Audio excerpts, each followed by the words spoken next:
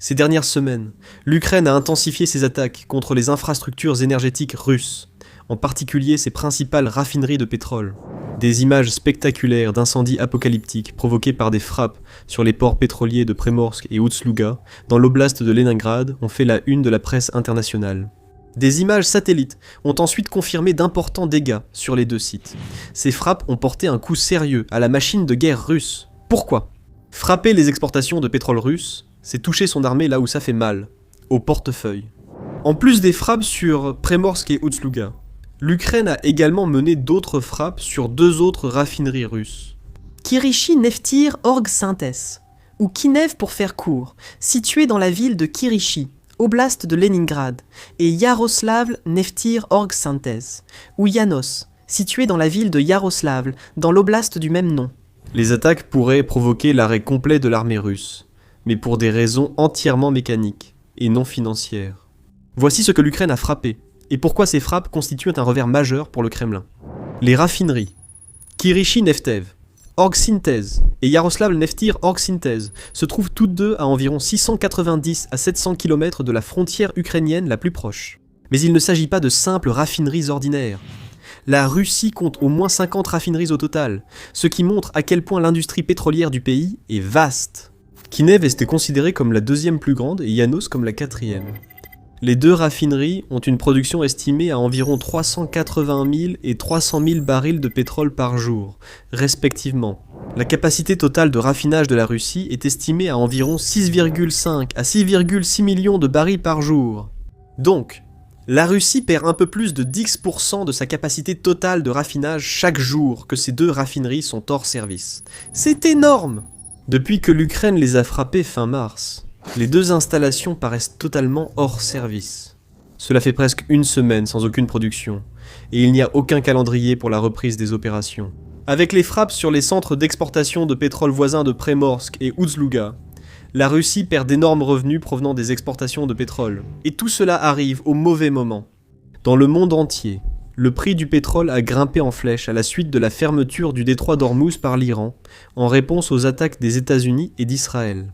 Environ 20% du commerce mondial de pétrole passe par ce détroit, et leur fermeture, qui dure depuis un mois, a provoqué ce que certains ont qualifié de plus grand choc d'approvisionnement pétrolier de l'histoire. Le problème est si aigu que les États-Unis ont temporairement levé les sanctions sur les exportations de pétrole de la Russie et même de l'Iran afin de tenter de combler le manque. Le président russe Vladimir Poutine salivait à l'idée d'une demande massive de pétrole russe pour combler le déficit, surtout à un prix 2 à 3 fois supérieur à celui qu'il pouvait obtenir auparavant.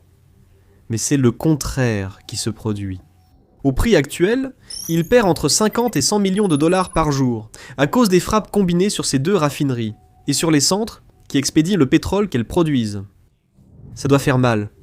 Mais ces frappes sur Kinev et Yanos lui causent un mal de tête encore plus grand, car ces deux raffineries ne produisent pas seulement une gamme standard de produits composés de quelques types de carburants différents. Elles produisent aussi la plupart des huiles industrielles, spécialisées de Russie, notamment celles largement utilisées par l'armée.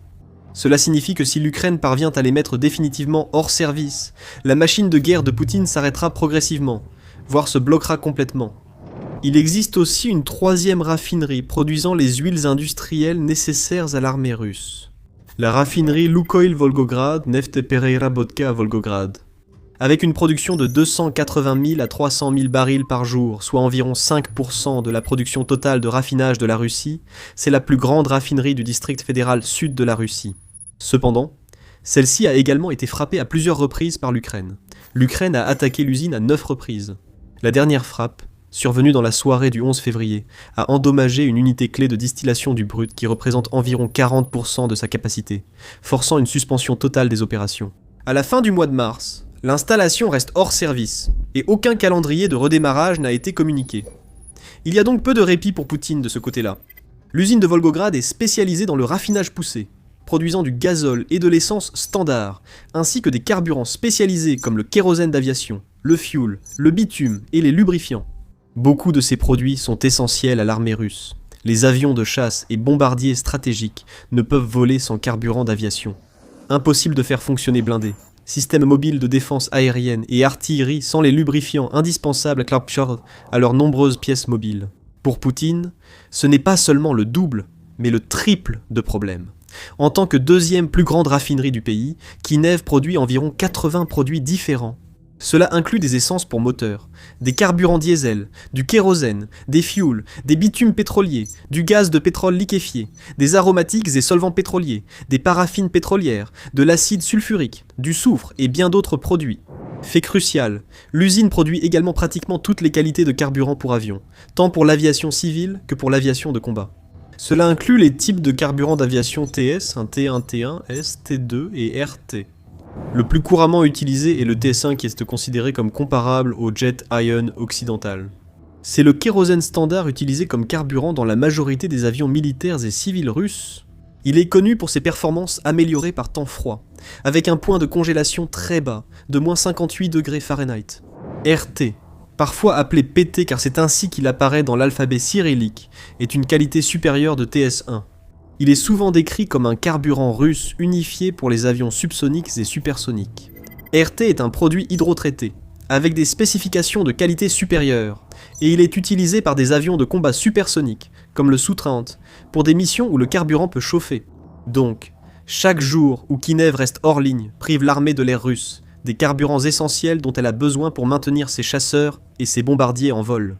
On ne sait pas quelle réserve de ces carburants spécialisés la Russie possède, mais le rythme des opérations en Ukraine suggère qu'elles ne dureront pas longtemps. Mais les difficultés de Poutine dues à Kinev durablement à l'arrêt ne concernent pas que les carburants d'aviation. Kinev est la seule raffinerie explicitement identifiée comme productrice des fuels marins F5 et F12 pour la marine russe. Ces huiles sont essentielles pour maintenir en mouvement les grands navires de guerre comme le porte-avions à vapeur Amiral Kuznetsov et les destroyers de classe Savary Muney du projet 956. Même si Kinev est une usine plus grande avec une production 26% supérieure à Yanos, les frappes ukrainiennes sur cette dernière pourraient avoir des conséquences encore plus graves pour l'armée russe. Yanos est une raffinerie stratégique qui approvisionne en carburant le district fédéral central de la Russie, Moscou, et couvre les besoins du ministère russe de la Défense. Mais c'est aussi le principal producteur russe d'une gamme spécialisée d'huiles et de lubrifiants, avec une capacité de traitement de 15 millions de tonnes de pétrole par an. Ses principaux produits comprennent de beaux essences automobiles, du gazole, du carburant pour avion, du fuel domestique, des bitumes routiers, de couverture et de construction, des produits à base de paraffine, des hydrocarbures aromatiques, ainsi que des huiles de base, pour compresseurs, transmissions et huiles industrielles. En particulier, Yanos est le seul producteur d'un gazole arctique spécialisé, développé pour répondre à une norme unique du ministère russe de la Défense. Efficace jusqu'à moins 85 degrés Fahrenheit, ce carburant atteint ses performances extrêmes à basse température, sans additifs. Il repose plutôt sur des procédés de raffinage avancés, comme le procédé Iosod Waxing, pour garantir son fonctionnement dans des conditions arctiques et antarctiques. De plus, les huiles pour turbines, les huiles industrielles, les huiles pour compresseurs et de transmission, ainsi que les lubrifiants produits à Yanos, sont largement utilisés dans les équipements militaires et à usage spécial. Il en est de même pour les huiles de base, servant à produire des lubrifiants et huiles spéciales. En particulier, Yanos produit des huiles et des lubrifiants pour les moteurs et transmissions des chars T-90, T-72B3M et T-62, toute la gamme des véhicules blindés russes et des transports de troupes blindées, les plateformes lourdes multi-essieux hauts, les transporteurs utilisés pour le transport des systèmes de missiles stratégiques, les véhicules de chargement des forces de missiles stratégiques, les camions lourds Kamaz, les équipements d'ingénierie et les équipements militaires spéciaux. Mais cela ne s'arrête pas là. Yanos produit également des huiles pour les chars T-80U BVM équipés de turbines à gaz, ainsi que pour les systèmes hydrauliques et les entraînements des familles de systèmes de missiles de défense aérienne, Buk, Tor et Pantsir, en plus des huiles et lubrifiants pour les turbines à gaz des navires de la marine russe. L'usine produit également des huiles pour boîtes de vitesse destinées aux hélicoptères d'attaque des séries Mi et Ka, ainsi que pour les moteurs turbopropulseurs et les boîtes de vitesse du bombardier stratégique Tu-95 MS. On ignore encore l'ampleur des réserves russes de ces huiles et lubrifiants essentiels, voire si elle en a seulement. Mais une chose est sûre, chaque jour où Yanos reste paralysé, la probabilité que, dans l'ensemble des opérations, des composants essentiels de la machine de guerre russe se bloquent tout simplement augmente. Si les chars russes sont déjà bien en dessous des attentes en termes de performance, imaginez-les sans moteur lubrifié. Comme l'ont prouvé les récentes frappes ukrainiennes, la défense aérienne russe craque déjà sous l'intensité croissante des attaques de l'Ukraine. Imaginez leur vulnérabilité s'ils ne pouvaient même pas déplacer des systèmes comme le Pantsir pour repousser les frappes. Heureusement, le conflit en Ukraine n'a pas encore pris une tournure nucléaire, donc nous n'avons pas vu le système de missiles balistiques intercontinental RS-24 YARS en action. Mais même si cela arrivait, avec le plateformer O, également connu sous le nom de famille de transporteurs Kamaz 7850 hors service, la capacité de la Russie à utiliser le YARS serait gravement limitée. Les variantes 12X12 et 16X16 du plateformer O servent de véhicules lanceurs transporteurs érecteurs ou TEL pour les RS-24 YARS. Si vous en avez assez de voir les mêmes infos répétées partout, vous êtes au bon endroit. Ici, à The Military Show, nous ne faisons pas que aller au-delà des gros titres militaires, nous expliquons aussi pourquoi ils sont importants. Alors, abonnez-vous pour être toujours au courant de l'actualité. Maintenant, ce n'est pas seulement la composante terrestre de la triade nucléaire russe qui est compromise par l'arrêt prolongé de la raffinerie de Yanos. La composante aérienne de la triade est également menacée chaque jour que la raffinerie reste hors service. Le Tu-95MS est l'un des principaux bombardiers stratégiques de la Russie, avec environ 47 en service actif et environ 13 autres appareils en stockage, probablement inutilisables, sauf pour les pièces détachées. La flotte a été fortement affaiblie l'an dernier lors de l'opération Toile d'araignée. Environ 6 à 8 Tu-95MS ont été détruits, et un autre gravement endommagé lors de ces frappes sur les bases aériennes d'Olenia et de Belaya où ils étaient stationnés. La Russie ne peut se permettre d'en perdre plus. Le Tu-95MS transporte le missile de croisière nucléaire KH-102, le missile de croisière à longue portée KH-55 capable d'emporter une ogive nucléaire, ainsi que le missile à lancement aérien à plus courte portée KH-15 doté de capacités nucléaires. Il transporte également des missiles de croisière conventionnels KH-101 avec lesquels il terrorise régulièrement l'Ukraine. Mais le bombardier doit être en vol pour lancer ses missiles. Et cela n'arrivera pas si ses moteurs turbopropulseurs et ses boîtes de vitesse ne peuvent pas être correctement lubrifiés parce que la raffinerie qui produit l'huile nécessaire est partie en fumée. Maintenant, même s'il n'est pas clair combien de temps il faudra pour rétablir les opérations dans les deux principales raffineries, il est très peu probable qu'elles aient été mises hors service de façon permanente. Ce sont des installations gigantesques, l'Anos occupant 809,1 hectares d'installations de traitement. Donc, quelques frappes, surtout avec des drones longue portée transportant des charges relativement petites, ne suffisent tout simplement pas à anéantir une installation aussi énorme. C'est pourquoi l'Ukraine mise sur la quantité, pas forcément sur la qualité. L'Ukraine frappe régulièrement ses installations. Les dégâts, le coût des réparations et les pertes de revenus dues à l'arrêt de la production augmentent progressivement. Les frappes du 28 mars sur Yanos à Yaroslavl sont la deuxième attaque majeure contre cette installation. La première, le 12 décembre 2025, a endommagé l'unité AVT-4, qui représente environ un tiers de sa capacité, ainsi que le poste de chargement du pétrole. Comme après les frappes de mars, des sources industrielles ont confirmé une suspension totale de la production après l'attaque, mais une partie de la production avait repris avant la seconde frappe. De même, la frappe du 26 mars sur Kinev a provoqué un incendie et endommagé deux unités principales de traitement, Elou AVT-4 et Elou AVT-6, obligeant Kinev à arrêter toutes ses opérations. Les installations de production de bitume, issues du traitement du pétrole brut, ainsi que les principales unités de traitement et de fractionnement de gaz pour séparer les gaz légers après raffinage, ont aussi été endommagées. C'était la 6e fois que la raffinerie était touchée, certaines des frappes précédentes ayant été confirmées le 8 mars, le 14 septembre et le 4 octobre 2025. Le 8 mars 2025, les autorités russes ont affirmé qu'un drone ukrainien avait été abattu au-dessus de la raffinerie par la défense aérienne russe. Selon le gouverneur de l'oblast de Leningrad, Alexandre Drozdenko, des débris du drone ont endommagé la structure externe de l'un des réservoirs de stockage. Il a fait état d'un scénario similaire après la frappe du 14 septembre, déclarant que la défense aérienne russe avait intercepté 3 drones dans la zone de Kourichi, et que l'épave d'un drone abattu s'était écrasée sur le site de la raffinerie, provoquant un incendie. L'incendie avait été éteint, et il n'y avait pas de victimes, a-t-il déclaré. Néanmoins, Reuters a rapporté que l'attaque avait forcé l'arrêt de la production dans une unité de traitement clé de la raffinerie, responsable de près de 40% de la capacité de production de l'usine. Des sources de Reuters ont indiqué qu'un four et d'autres équipements de l'unité avaient été endommagés lors de la frappe, forçant l'arrêt de la production, Les réparations devaient durer 1 mois. Mais l'Ukraine n'en avait pas fini avec cette usine malchanceuse. À peine 3 semaines plus tard, le 4 octobre, ils ont recommencé. Cette fois, Drozdenko a affirmé que les forces de défense aérienne avaient abattu 7 drones au-dessus de Kourichi.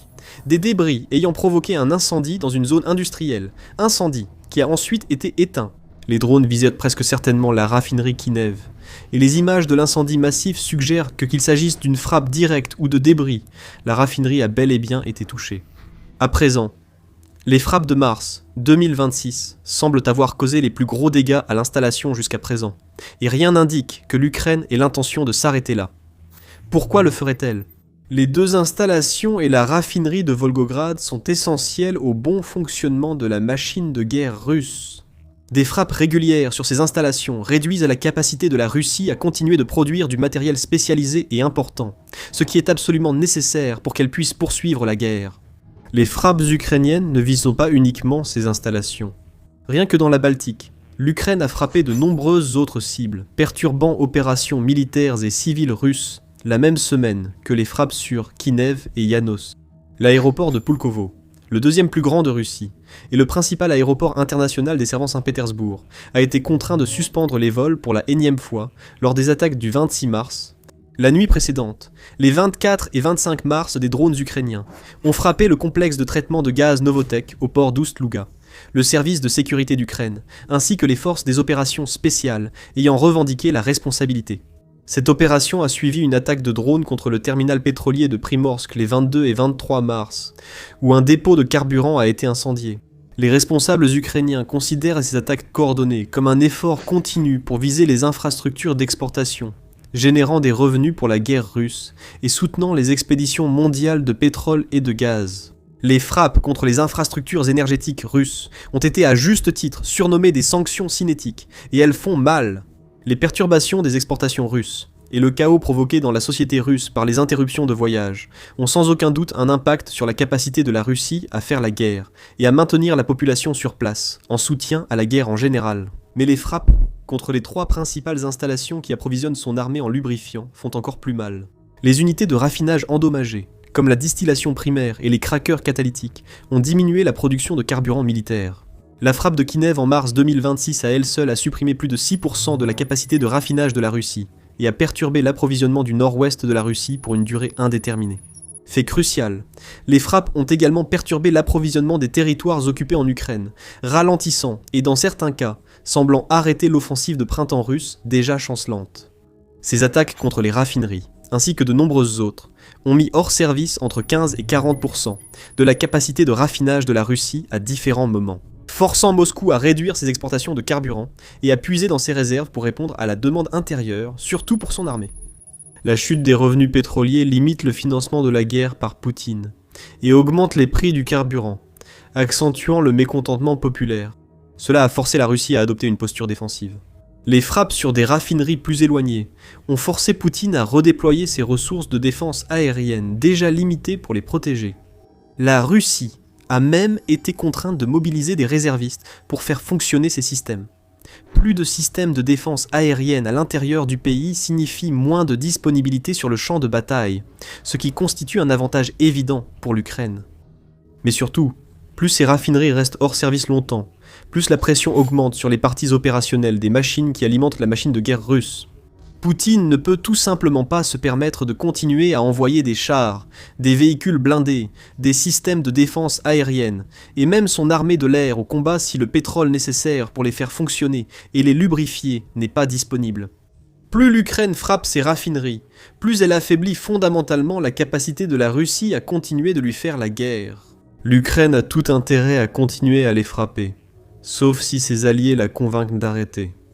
Le président ukrainien Volodymyr Zelensky a indiqué que certains partenaires font pression pour qu'il limite les frappes contre les infrastructures énergétiques russes. La raison, bien sûr, n'a rien à voir avec une quelconque sympathie pour la Russie. Les approvisionnements en pétrole se raréfient dans le monde entier à cause de l'impasse dans le détroit d'Ormuz. À contre-cœur, les nations occidentales ont été contraintes de permettre temporairement le retour du pétrole russe sur le marché, afin de maintenir la stabilité de l'économie mondiale, en empêchant les prix du pétrole de grimper encore davantage. L'Ukraine pourrait devoir suspendre ses frappes temporairement, pas seulement pour des raisons diplomatiques. Avec le temps, la hausse du prix du pétrole aura inévitablement des effets en Ukraine comme ailleurs. Mais si le choc d'approvisionnement ne dure pas trop longtemps, on peut s'attendre à voir encore plus de boules de feu liées au pétrole illuminer le ciel russe, surtout au niveau de ces 3 raffineries si cruciales pour l'armée russe. C'est-à-dire, si Zelensky écoute seulement les appels de ses alliés à ralentir ses frappes. Même s'il le fait, l'Ukraine a encore beaucoup d'autres tours dans son sac. Regardez cette vidéo sur une nouvelle stratégie géniale qui pourrait aussi mettre fin à la guerre en faveur de l'Ukraine. Merci d'avoir regardé.